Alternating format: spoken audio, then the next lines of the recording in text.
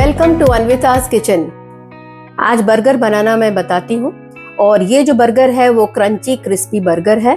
इसे आप मैकडोनल्ड में खाते हैं, बर्गर किंग में खाते हैं, लेकिन घर में वही बर्गर बहुत आसानी से आप बना सकते हैं। तो इसे चलिए बनाती हूँ।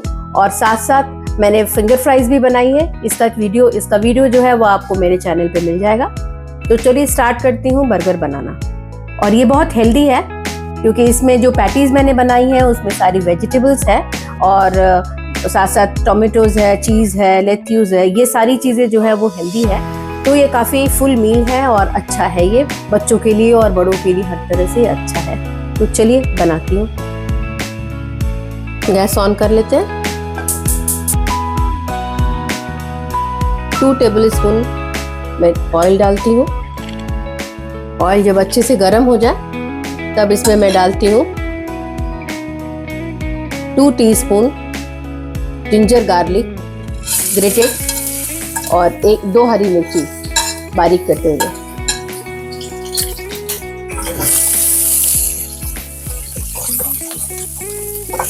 इसको बस 1 मिनट के लिए भूनना है। इसका कच्चापन खत्म हो जाए गार्लिक और जिंजर का। अब मैं इसमें डालती हूँ ऑनियन, 1 मीडियम साइज बारीक कटे हुए ऑनियन। बस ज़्यादा नहीं डालना, 1 स्मॉल मीडियम साइज। इसको भी थोड़ा ही भूनना है क्योंकि इस बर्गर में ना जो अब मैं आलू की पैटीज बनाऊंगी उसके जो वेजिटेबल्स होते हैं वो क्रंची होने चाहिए, बहुत ज़्यादा भुना हुआ नहीं है। बस मैं इतना ही ऑनियन करूँगी। अब इसमें मैं डालती हूँ बारीक किए हुए कैरेट। ये करीब 1 कैरेट है।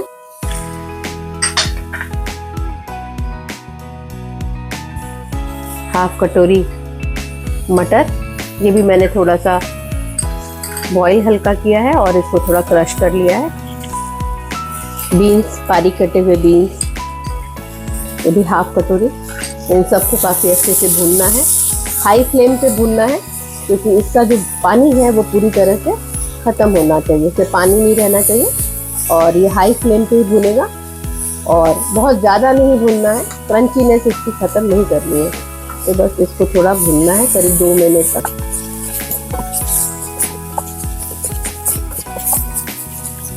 ये हो चुका है, 2 मिनट हो गए, अच्छे से क्रंची है इसमें मैं डालूंगी हाफ टी स्पून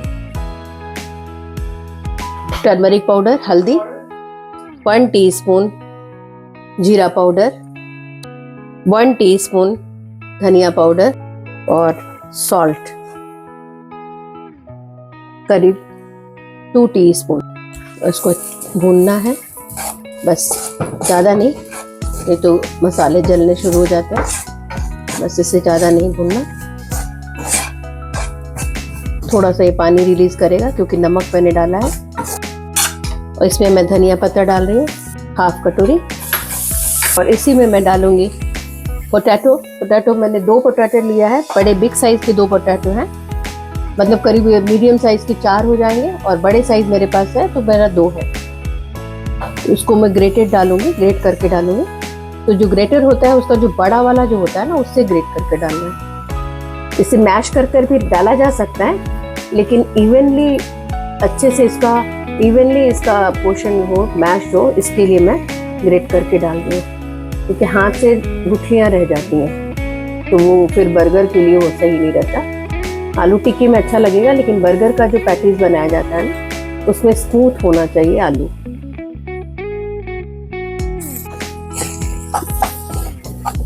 मैंने अच्छे से ग्रेट कर लिया है और इसको पूरे मसाले के साथ तो अच्छे से मिक्स कर लेना है और गैस को बंद कर देना है। इस तरह से ये अच्छी तरह से मिक्स हो जाएगा। और इसमें मैं फिर डालती हूँ कॉर्नफ्लोर करीब 2 टेबल स्पून और मैं ब्रेड क्रम्ब डालती हूँ 2 टेबल स्पून ब्रेड क्रम्ब। और इसको अच्छे से फिर मिक्स कर लेना है।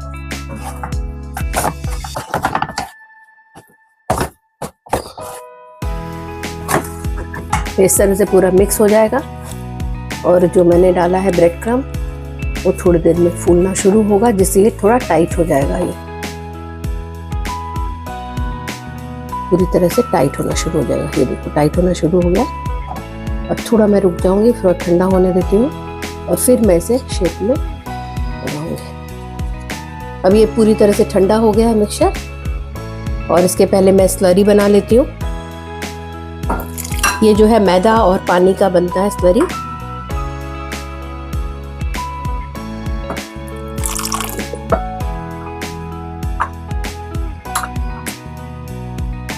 तो इस तरह से बैटर बन गया है। ये स्लरी है और ये बहुत ज़्यादा गाढ़ा भी नहीं है और पतला भी नहीं है। अगर ये बहुत ज़्यादा वाइट हो जाता है यहाँ पे तो ये बहुत ज़्यादा गाढ़ा होगा, और अभी ये बहुत ज़्यादा गाढ़ा नहीं है, इसलिए पतला सा इसका लेयर यहाँ हो रहा है। अब मैं पैटीज बनाती हूँ।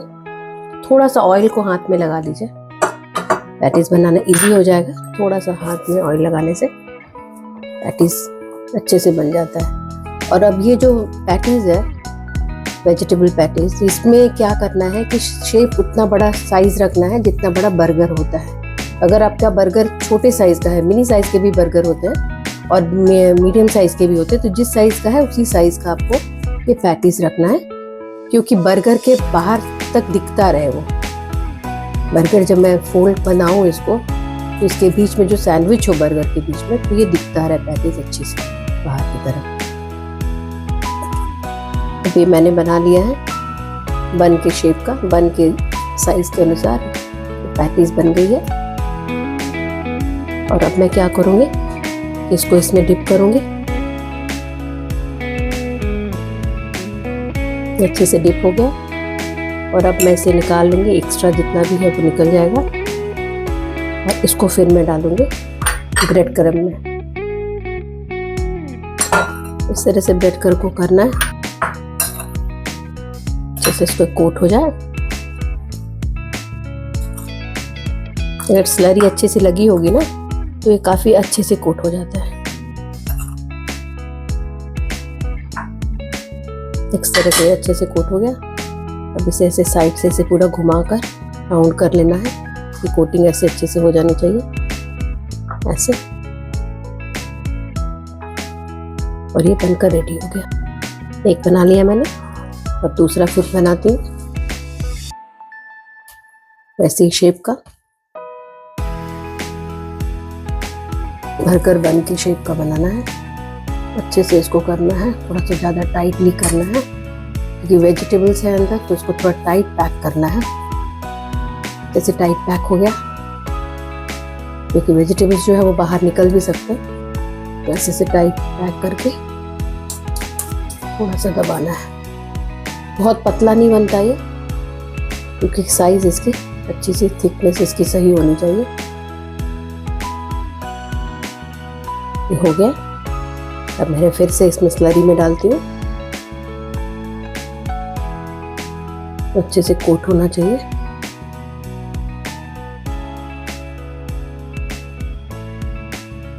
स्लरी में हो गया कोट। अब मैं इसे डालती हूँ, इसमें कोट करती हूँ। हाथ में धो लेती हूँ पहले।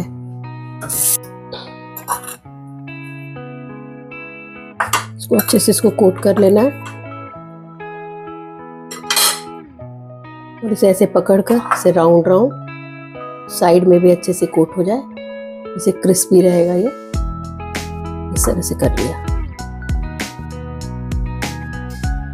इस तरह से बर्गर बनाकर रख लेना है और इसे मैं थोड़ी देर के लिए, करीब 2 घंटे के लिए, इस बर्गर को, इस तरह के पैटीज को मैं फ्रिज में रखूंगी, जिससे कि पूरी अच्छे से ये ना टाइट हो जाएगा और फ्राई होने में बिल्कुल अच्छा रहेगा। तब उस समय कोई भी तरह का ये ब्रेड क्रम्ब ऑयल में नहीं निकलेगा, तो अच्छा फ्राई हो पाएगा, क्रिस्प रहेगा।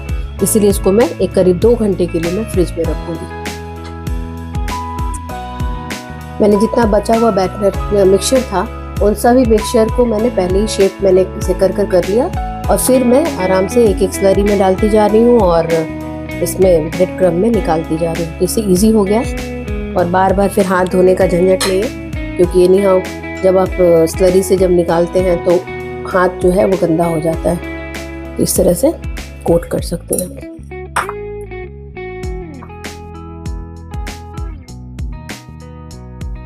ये सारी पैटीज रेडी हो चुकी है। अब मैं इसको 2 घंटे के लिए फ्रिज में रख दूंगी। और अगर आप लोगों को बनाना बाद में बनाना है तो ये 15 दिनों तक, 15 से 20 दिनों तक ये इसी तरह से इसको फ्रिज में रखा जा सकता है। तो इसको रखने के लिए क्या करना होगा कि सबसे कोई भी कंटेनर या कोई भी प्लेट में आप लीजिए, तो सबसे नीचे जो होता है एक बटर पेपर लगाइए, उसके ऊपर एक पैटीज रखिए, फिर एक बटर पेपर, फिर पैटीज, ऐसे कर कर आप जब रखोगे तो, और फ्रीजर में रखना है, तो इसको 15 से 20 दिनों के लिए आराम से इसको रखा जा सकता है। और जिस समय ज़रूरत हो आप निकालिए और बर्गर बनाइए। तो इसको अभी मैं रखती हूँ 2 घंटे के लिए। पैटीज को मैंने 2 घंटे के लिए फ्रिज में रखा था और अभी इसे मैंने निकाल लिया। और अब मैं इसे फ्राई करूंगी। तो तेल मैंने गरम करने के लिए रख दिया था और इसे चेक करती हूँ। तो हाँ, एक छोटा सा बॉल डालकर मैंने चेक किया, बॉल ऊपर की तरफ आ जाए तो अच्छा गरम हो गया है। ये बहुत ज़्यादा हाई हीट नहीं होनी चाहिए तेल, ये तो तुरंत जल जाएगा। ये मीडियम हीट की होनी चाहिए। और अब मैं इसमें एक एक कर डाल रही हूँ।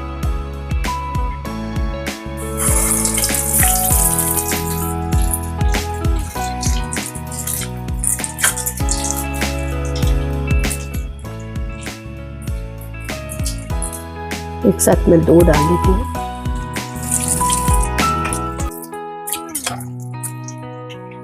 इसको अच्छा गोल्डन कलर होने तक इसको फ्राई करना है और इसको मीडियम फ्लेम पे ही करना है।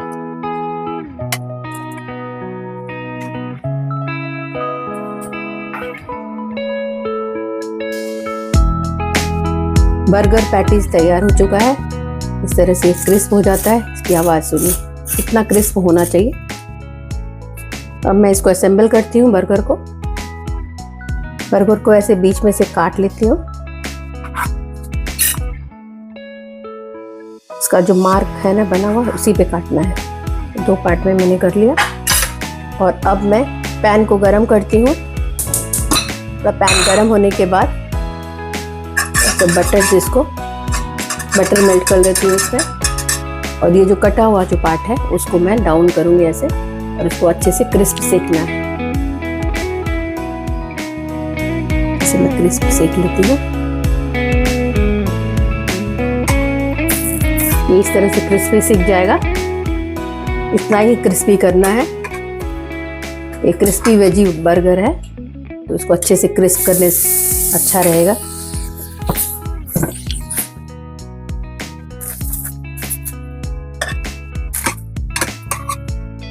बस इतना सेक लेना है।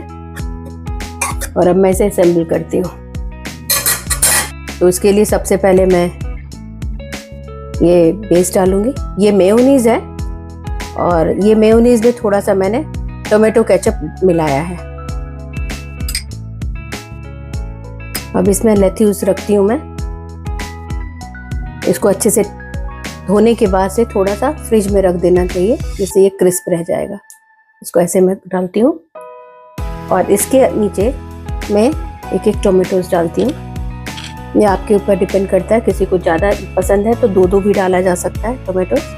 ऐसे पतला पतला स्लाइसेस कटे हुए हैं, इस तरह से डाला मैंने। और थोड़ा सा मैंने इसके ऊपर हल्का सा स्प्रिंकल किया, सॉल्ट स्प्रिंकल कर दिया। और थोड़ा सा मैंने फ्रेश ब्लैक पेपर क्रश करके डाल दिया। और अब इसके ऊपर मैं ये टिक्की रखती हूँ। और इसके ऊपर मैं चीज़ स्लाइसेस रखती हूँ। और सबसे टॉप में ऑनियन स्लाइसेस, 2 ऑनियन स्लाइसेस रख देना है क्रंच के लिए।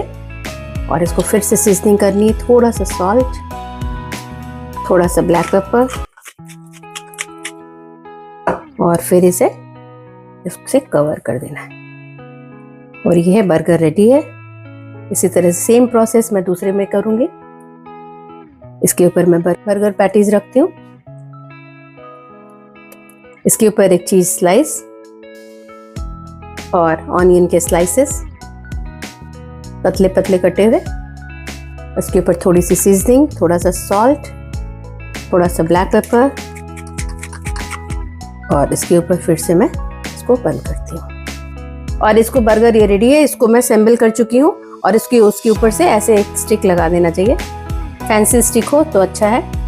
और ये बच्चों को खाने में, बड़ों को खाने में बहुत ही अच्छा लगता है।